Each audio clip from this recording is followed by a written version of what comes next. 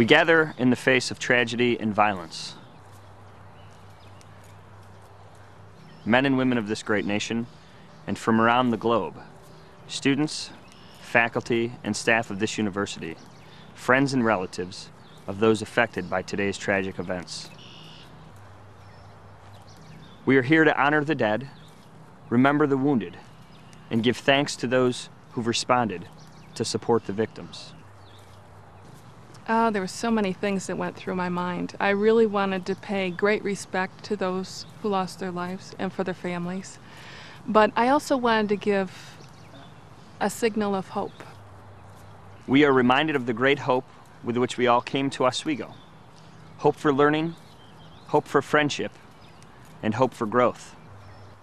This beautiful, tranquil setting offers just the opportunity for our students, faculty, and staff not only to respect and observe those who lost their lives during this tragic event, but also to contemplate what may be going on in their life. The 4 classes worked very hard to raise those dollars that we needed to complete the site in which we envisioned it. You can see it in the staff when they were working on the site, how proud they were to be part of this, and they knew they were paying tribute to our lost alum. I was here when the families came and saw what we had done, and they were just inspired. And you know, it just, right in your heart, it just gives you that warm feeling that you did something meaningful, and it's going to last a long time. I feel that was a pretty good thing, you know, they did, you know, whatever who come with the money for this project, for those people who die up there, you know. I think it was a pretty nice thing to do.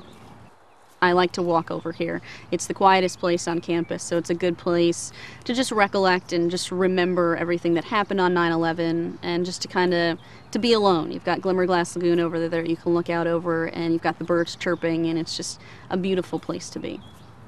It's amazing how many people will come out to campus just to walk and see the September 11th site. I've had senior citizens groups tell me that they've come over here when they've been on campus to look at it. I come over here in the morning when the staff is maintaining it, and there's walkers that stop and they'll talk to me about it. I've had alum come up to me and discuss it and say how proud they are to have this on campus and what a beautiful setting it is. At first it was just student-driven, but it really very quickly became a campus-wide effort because everybody was so deeply affected by the events that day.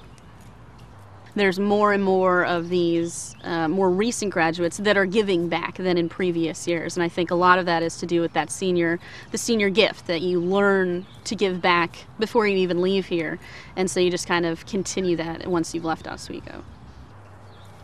Despite this great national tragedy, we must affirm and commit ourselves to keep that hope alive. The most pleasurable thing for me is that I was able to escort one of the victims' mother, and I drove her back and forth from the site.